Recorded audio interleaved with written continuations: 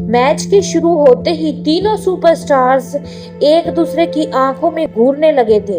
आंद्राडे L इडोलो अपनी तेजी और तकनीकी कुश्ती के लिए मशहूर थे, तो वहीं जैकब फातू का नाम पहले से ही रिंग में अपनी ताकत के लिए मशहूर था। कार्मेलो हेज भी किसी से कम नहीं थे। उनके पास उच्च उड़ान और शानदार क्रेडेंशियल्स थे। बेल बजने के साथ ही जैकब फाटू ने आंद्राडे को सीधे कड़ा टैकल किया, उसे रिंग के कोने में घसीटते हुए शोल्डर बर्ड्स मारी। आंद्राडे हालांकि कड़ी टक्कर देने से पीछे नहीं हटे। उन्होंने जल्दी से स्थिति को पलटते हुए एक जबरदस्त सुपर किक से जैकब फाटू को बैक फुट पर डाल दिया। इसी बीच कार्मेलो हेज ने दोनों को चौंका दिया। वह रिंग के एक कोने से कूदते हुए फ्लाइंग हेडबट से आंद्राडे और फाटू को गिरा देता है।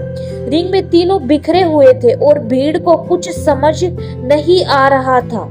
हर किसी को लग रहा था कि कोई भी इस मैच में जल्दी ही जीत हासिल कर सकता है।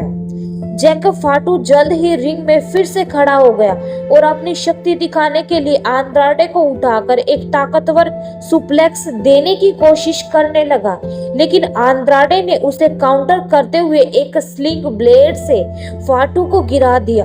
फिर उसने कार्मेलो को एक इनबाउंड ड्रॉप दिया, उसे पिन करने की कोशिश की, लेकिन कार्मेलो ने किसी तरह किक आउट कर दिया। इसी दौरान जैकब फाटू ने आंद्राडे पर रिंग के कोने से एक बायोनिक एल्बो मारा और इस बार फाटू को फ्रीडम था। उसने कार्मेलो हेज को रिंग से बाहर खींच लिया और फिर आंद्राडे को बाहर फेंकने के लिए एक जबरदस्त पावर बॉम्ब मारा। कार्मेलो रिंग के बाहर गिरा था और फाटू अब पूरी तरह रिंग पर हावी हो गया था।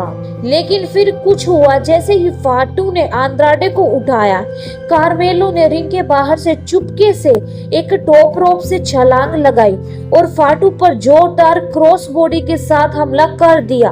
अब तीनों फिर से रिंग में थे और इनकी ताबड़तोड़ भिड़ंत देखने के लिए दर्शक बेताब थे। अब तक तीनों सुपरस्टार्स पसीने से तरबतर हो चुके थे, लेकिन उनकी ताकत का कोई मुकाबला नहीं था। कार्मेलो हेज ने फाटू को पकड़कर रिंग के बाहर एक स्टील चेयर से वार किया। ये सब बहुत ही जल्दी हुआ और फाटू चौंकते हुए थोड़ी देर के लिए अचंभित हो गया।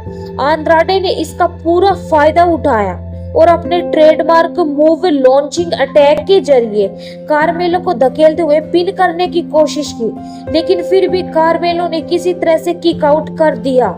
जैसे ही मैच का रोमांच बढ़ रहा था, दर्शक पूरी तरह से दीवाने हो गए थे। फाटू और आंद्राडे के बीच की भिड़ंत लगातार चल रही थी, लेकिन एक पल ऐसा आया जब फाटू ने आंद्राडे को अपनी ताकत से रिंग के बाहर उड़ा दिया। कार्मेलो ने इस मौके का फायदा उठाते हुए फाटू पर एक फॉल्कन एरो लगाया। रिंग में पिन फॉल का यही सही मौका था, लेकिन अचानक आंद्राडे ने रिंग में वापस आकर सटीक टाइमिंग के साथ अल्मारो मूव का इस्तेमाल किया और कार्मेलो के पिन को तोड़ दिया। अब आंद्राडे ने अपनी समर्पण का पूरा प्रदर्शन करते हुए फाटू को एक जबरदस्त अल्मेरो से गिरा दिया और फिर उस पर पिन करने की कोशिश की। इस बार जैकब फाटू ने खुद को किसी तरह किक आउट किया, लेकिन रिंग में एक पल के लिए अस्थिरता आ गई। फाटू ने आंद्राडे को फिर से उठाया और एक मजबूत पावर बॉम्ब से उसे नीचे गिरा दिया। यहाँ तक कि कार्मेलो ने भी फाटू और आंद्राडे को एक और स्पिल्ट टॉप से चौंका दिया।